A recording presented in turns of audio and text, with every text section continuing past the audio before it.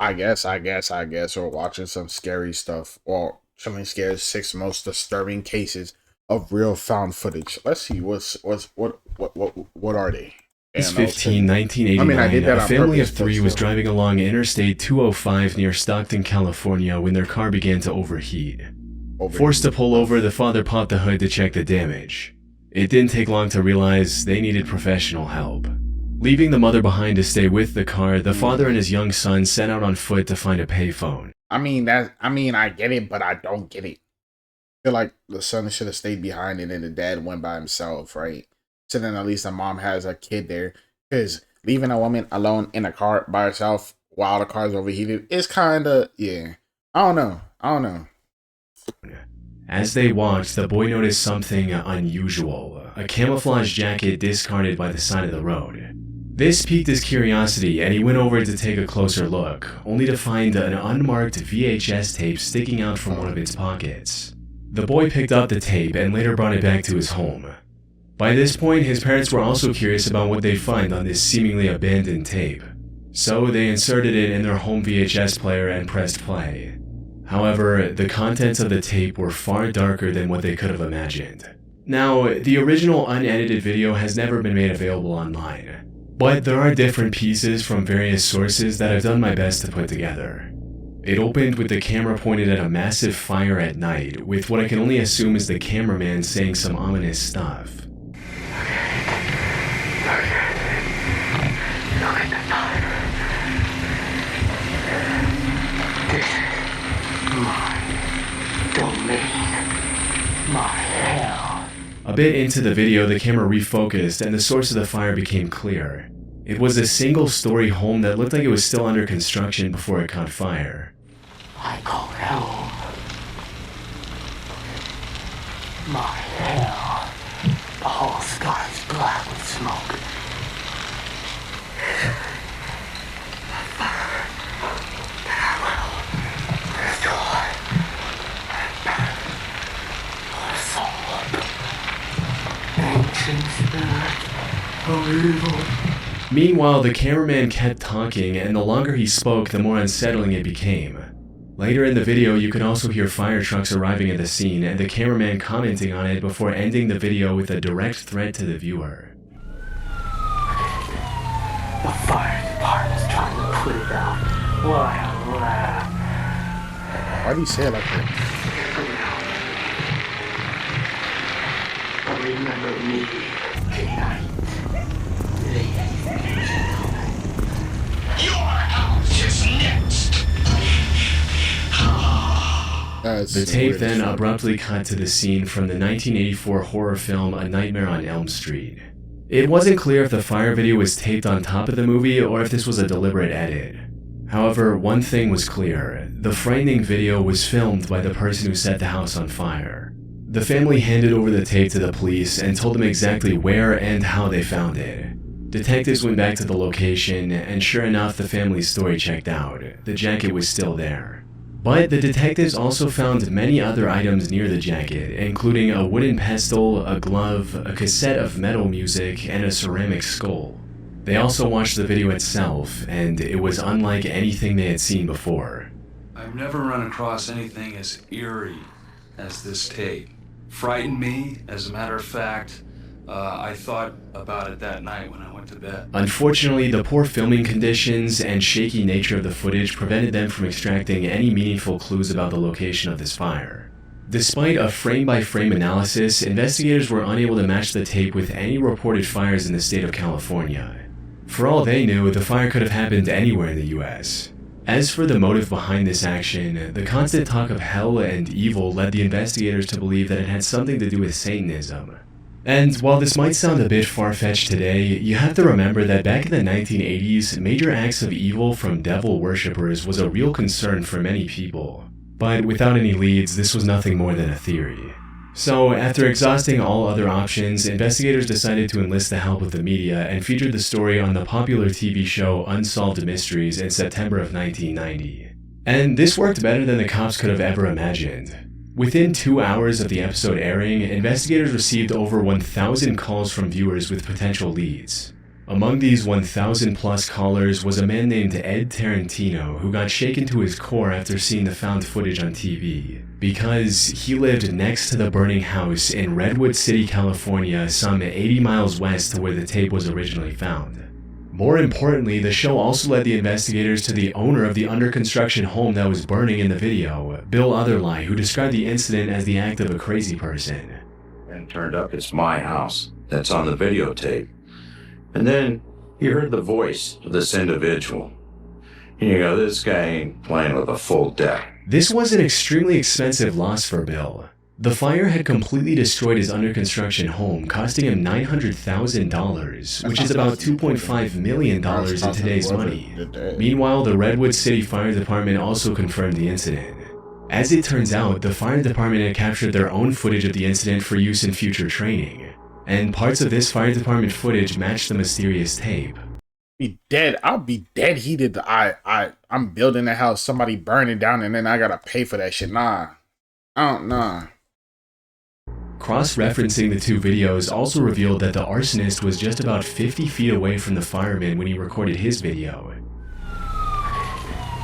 The fire department's trying to put it out. What a laugh. Now, all that remained was to capture the culprit. But that wasn't going to be easy. According to the owner of the fire department reports, the arson attack happened in August of 1988, which is an entire year before the tape was found on the side of the road. The only lead the investigators had on the suspect was the name he mentioned in the video, Omar. Look at it, Omar. I mean, he's saying This is what I've been doing on your week's vacation. I said I'll do it. I said I'll do it. It wasn't much, and for a while it seemed like a dead end. Wait, that is, until the police received a new tip from Doris Lance, another person who saw the Unsolved Mysteries episode on TV. If they actually she suspected that the Omar mentioned in the video was referring to a 17-year-old boy who lived in the area. And when the police brought him in for questioning, he cracked almost immediately and told them everything. Omar claimed that he was silently standing off camera when the video was filmed, and that it was his 19-year-old friend who started the fire and recorded the video. The investigators were finally getting close to the perpetrator, but they needed more evidence before making their move, so they started tailing the alleged arsonist, observing him from a distance. However, he likely caught wind of the police because soon after the monitoring started, his garage burned to the ground. At that point, the police had no choice but to act. On September 27, 1990, they confronted the 19-year-old directly. And just like Omar, he folded without much of a fight and confessed to everything. Bro, why are you folding? I could get him snitching, but they didn't really even have evidence. But they probably were like, yeah, we got evidence of you doing this. Your friend snitched on you, right? So why don't you go ahead and confess to us? No lawyer in the room. One thing I should point out is that the authorities never publicly revealed the identities of the two boys, so I'll call the arsonist John for the sake of convenience. After going through John's home, investigators also found tons of incriminating evidence that linked them to not only the Redwood City fire, but similar arson attacks on 11 other structures and 15 grass fires. This evidence included things like a picture of graffiti on a wall stating, "Please no more houses," and a news clipping pinned to the wall about recent arsons which the two boys likely caused. But that wasn't all. In the burned-down garage, they discovered bloodied knives and mutilated animal parts. They also found tapes containing disturbing footage of John dressing up as a satanic vampire and threatening a humanoid sculpture with a knife. How you doing, Father? I hope you're doing real good. How's that friend worthy? But not all of the footage was so theatrical. One of the most notable clips showed the two boys goofing around in an open field. And now, to finish the job. That field, as it turned out, was being transformed into a housing development. It's likely the boys were furious about the changes and decided to take matters into their own hands by torching under-construction homes to stop the developments. This would also explain the eerie graffiti I mentioned earlier. However, since both of them were minors when they started those fires, they were tried as juveniles despite the severity of their crimes. Omar was sent to juvenile detention, while John was deemed mentally unwell and was admitted to a mental institute. Damn, what happened to the two after that, we don't know. You don't want to get in I've there. seen some claims that John was released from the mental institute and died in a car accident in 2017. And while there's no direct evidence to back this claim, I did find a news report of a hit and run in Redwood City from January of 2017. The victim of this incident was 45 years old, which aligns perfectly with the age John would have been in 2017. But if this is completely unrelated and John is still alive, I seriously doubt he'd reveal himself now just to satisfy the curiosity of randoms on the internet. As for the tape itself, it's still unclear how it found its way on the side of the interstate. A newsflash, a plane's gone down. My child is on that plane! I'm sorry. There are no survivors. That was 100. On August 23, 1987, a pair of backpackers were hiking south of the Junco Lake trailhead in the mountains near the tiny town of Tabernash, Colorado. However, what might have seemed like an ordinary hike quickly turned into... See, the reason I was saying all that about the girl, though, or the wife waiting in the car with them going, right? It's because I thought worst case possible, if you're on most disturbing cases of real found footage, some people probably kidnapped you, and then they found footage of you later on, some shit like that. But, hey, to an unforgettable experience that would stay with them for the rest of their lives. The two came across the wreckage of a crashed plane with parts scattered everywhere. They informed the authorities about the find, prompting a complete search of the area for evidence of what happened to this plane and when. While Dale Wood, a Colorado deputy sheriff, was investigating the area, his attention was drawn to a VHS tape hanging from a tree. Most of the tape's insides had come out and were tangled in the branches. But he recovered everything he could and brought it back for restoration to a somewhat playable condition. And the footage was disturbing to say the least. The VHS contained the last moments of two men who went missing 3 years ago, the 36-year-old James Jeb Cottle and his similarly aged passenger Ronald Hugh Wilmond. On August 10, 1984, the two flew from the Granby airport with the Jeffco Airport as their destination on a small Cessna L-19E Bird Dog airplane. However, they never arrived at this destination. Multiple search parties were deployed to their approximate route, but none were able to find any evidence of what happened to James and Ronald. What made their disappearance even more mysterious was the fact that the plane had an emergency locator transmitter, a device that would have broadcast its location in the case of a crash. However, the authorities never received the signal from this device, and their case remained cold for almost 3 years. That is until the pair of backpackers found the wreckage, which in turn led to the discovery of the VHS tape. The footage starts off quite normal, with the pilot commenting on things he sees from the cockpit. See the stars. Oh, look at that down there, Ronnie, on the left. Nice little lake. I said stars, but it's daytime and not nighttime located out there. Ignore me. Those dead trees down there.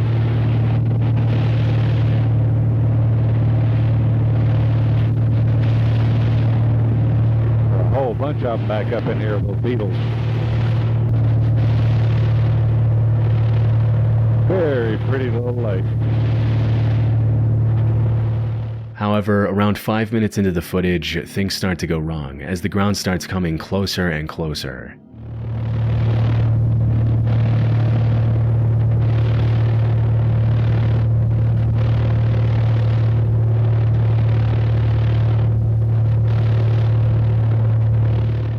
Experts analyzed this footage to find out what went wrong, and apparently the pilot failed to account for density altitude before taking off. For those that aren't familiar with... It's actually crazy that the videotape survived the crash, though.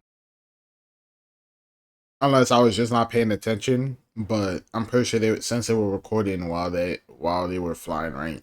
I'm surprised the videotape survived. Aviation lingo, think of density altitude as the thickness of the air. When it's hot, humid, or a higher altitude, the air becomes thinner, making it harder for planes to fly well. Pilots use density altitude to know how their plane will perform, like how much runway they need or how much weight they can carry. On the day of the crash, the density altitude around Tabernash was 13,000 feet. In other words, the air was as thin as it would be at an altitude of 13,000 feet. James failed to account for this massive difference. When his plane came across rapidly rising mountains around 10,200 feet above sea level, he wasn't able to lift the plane in time to fly over them safely. The footage showed how he tried to quickly turn back, but stalled the plane's engine in the process, resulting in it turning over and crashing into the trees. Oh. Trying to turn. He was probably panicking a little bit. stalled right there. Damn, hang on, Ronnie! The footage also explained why the emergency locator transmitter didn't work. The plane flipped upside down just before the crash, which damaged the transmitter, preventing it from signaling for help. It was an unfortunate incident all around. The only potentially good thing that came out of this is that James Connell's family authorized this found footage to be used in flight instructor training. So maybe somebody's life was So would it have been better to just crash into the mountain, or like what would you have done there? Because like he tried to turn around, right, and then the engine stalled because he was probably panicking, right? So would you have stayed calm and try to like, would you have tried to lift even though the air is thin, or would you have tried to crash into the mountain in a way where you guys are safe? I don't know. What would you have done? I don't know. Because like he tried to turn back and then the air was just mad thin, so the engine stalled and then he flipped, right? So I don't know.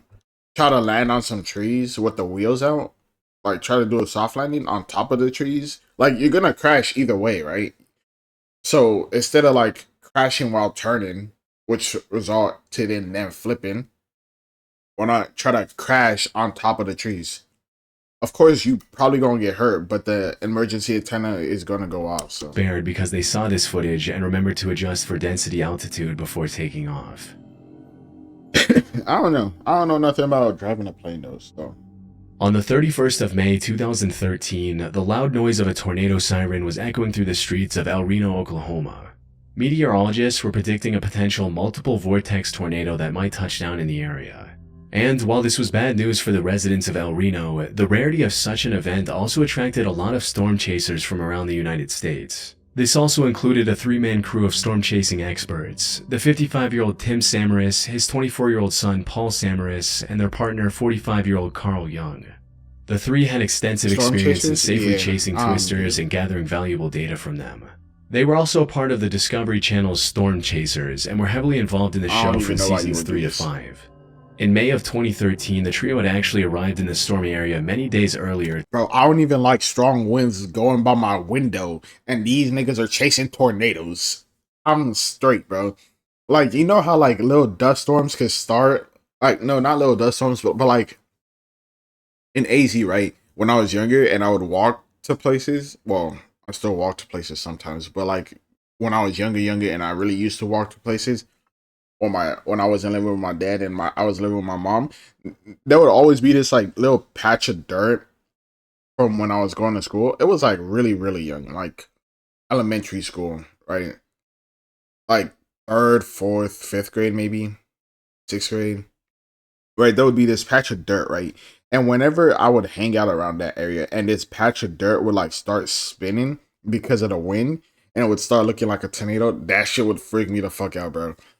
That's a core memory because like it was crazy. That's the one thing I remember, bro. Just that shit always, like when it got really windy and like little dust storms. It wasn't even really that much. It would like just pick up dust in a circle, but it wouldn't do anything with it. It would just dissipate after a while. But like that shit was freaky, bro. I'm sorry. Mother Nature, I don't care what you say. I'm scared of Mother Nature, bro. I'm scared of water because enough water will kill me. I'm scared of wind because enough wind will pick my ass up and slam me. I'm scared of earth because the shit could just break open. Like, fuck me, bro. To thoroughly analyze the storm before giving chase. Oh, I say this is the one. Oh, yeah, I want to chase a storm. Fuck no. Yeah, I want to go skydiving. Fuck no. This is gonna do it, I think. Unfortunately, the May 31st twister wasn't something they could have predicted, even with their vast knowledge and experience. It started around 6 p.m. when an EF3 tornado touched down in El Reno, marking the beginning of the chase. However, it wasn't long before the tornado started becoming more volatile. See, the rain is behind us. Oh my god. Run. If a tornado is standing still, it's probably heading towards you or going the opposite way. Run. What was supposed to be a category EF3 quickly turned into an EF5, which is the most intense a tornado can get.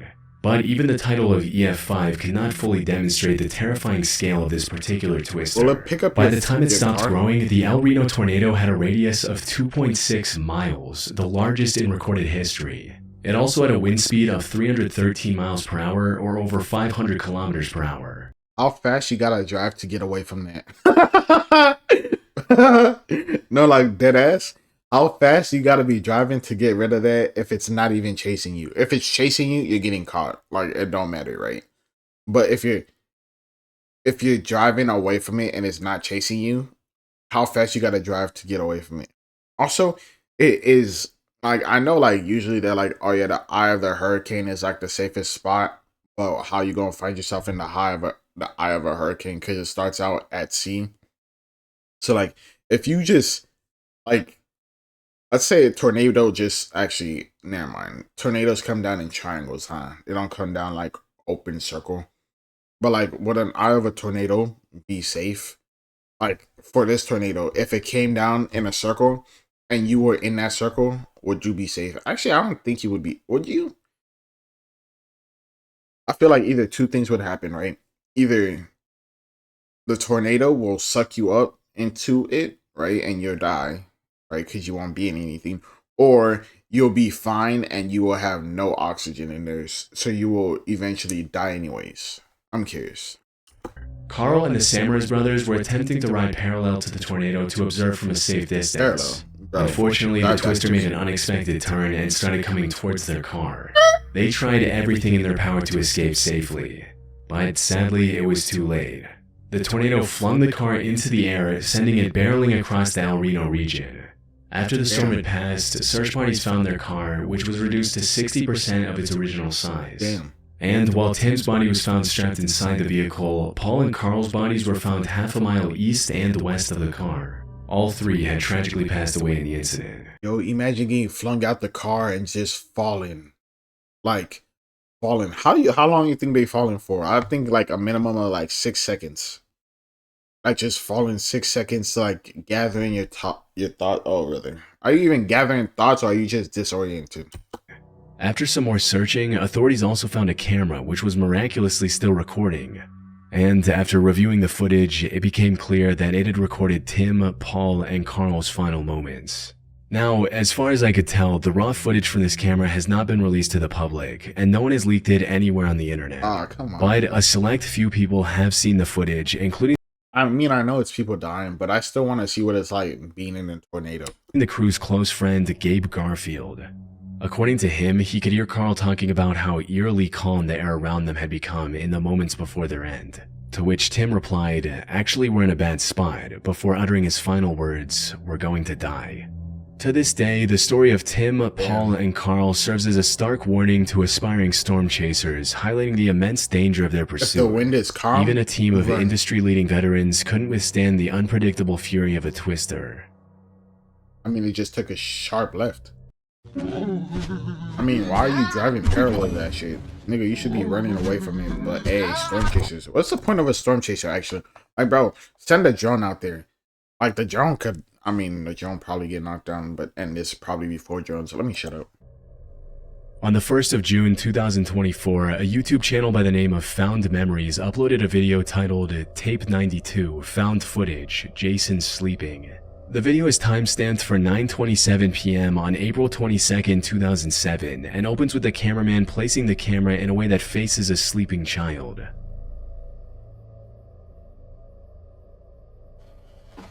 This might be really weird. I don't know.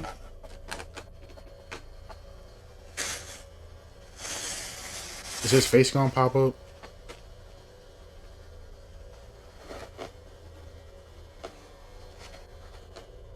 Aside from the sleeping child turning a few times, nothing happens for the rest of this nearly 30-minute video. There's not even any unusual sound in the background or anything. Now, despite the footage being completely uneventful, something about this whole thing is inherently unsettling. The lack of context and the uncomfortable silence can easily turn this into nightmare fuel if you have an active enough imagination. According to the description of the video, the original tape was simply labeled as Jason Sleeping. The uploader also gave an explanation for where they found the footage, stating, "Found in a box full of abandoned camcorder videos, uploading to archive the footage. Perhaps one day someone connected to the video will see it and appreciate it." And while this provides some much needed context, it still leaves the biggest question unanswered. Why would anyone record 30 minutes of a child sleeping? So I decided to dig a bit further. The first thing that came to mind is that this is just another one of those staged, artsy, analog horror type videos. However, after going through the channel that posted this video, I don't think that's the case. The channel, Found Memories, was created fairly recently in April of 2024. The About section of the channel reads, "Uploading media I've found to archive, and maybe one day the original owners will find it and appreciate it. I've acquired thousands of videotapes and media over the years from various places, pawn shops, private sellers, auctions, and thrift stores to name a few. I recently had the idea to start this channel as a way to start archiving them and actually do something with them. Maybe one day someone connected to them will find them." And this seems to be the truth. At the time of writing, this channel has uploaded over 180 different videos, and almost all of them are extremely unique in some way. From children opening their Christmas presents in 1991 to a whole wedding. However, almost none of these random videos are creepy or scary, with the sole exception of Jason sleeping. I highly doubt the owner of this channel filmed or acquired hundreds of random tapes just to sneak in one obscure horror video. So, they're likely telling the truth about finding the tape. But if it's not an artsy horror flick, what is it? Now, while it might be easy to drum up some creepy stalker story, the real explanation might be a lot simpler. More specifically, this was likely recorded by a parent who wanted to observe the sleeping patterns of their child, maybe to see if they sleepwalk or talk during their sleep. Many comments under the video also agree with this explanation, with one commenter even providing a personal anecdote to validate this theory, stating, "I'm sure they recorded to catch him sleepwalking or talking. When I was 9, I woke up in my mom's closet. My mom about had a heart attack when she opened the door and asked me why I was there. I said, I don't know. She thought I was lying, so one night she videotaped me. But I didn't do it. It was a one-time thing for me. Also could be paranormal reasons. Kid been waking up with scratches, bites, could be anything. 9 times out of 10, there's really no creepy reason parents record kids. Not saying it doesn't happen now, but just way less likely. But at the end of the day, we really don't know and can't know the motives of this unnerving found footage. Maybe the channel owner's wish will come true one day and Jason, or the person who recorded this footage, will find this video and reveal the truth in the comments.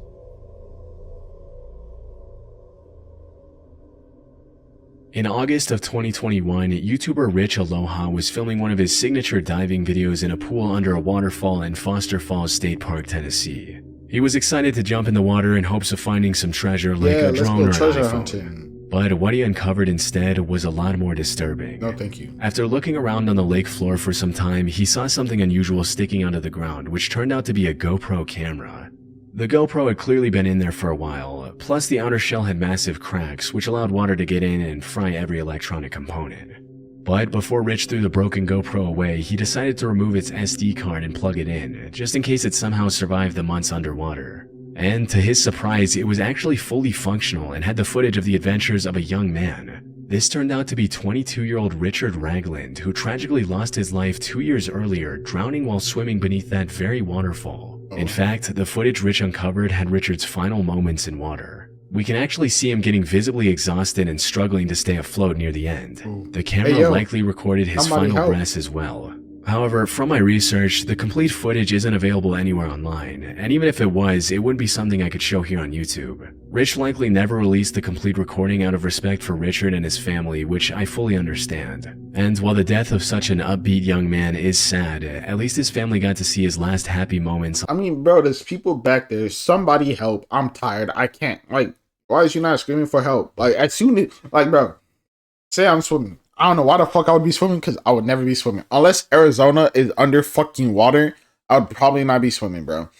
So, in this situation, you see him on this planet, thanks to Rich finding the footage. Right here, you look tired. Why are you not turning back? 2, 1, why are you not turning back? 2, why did you not, like, help? Help.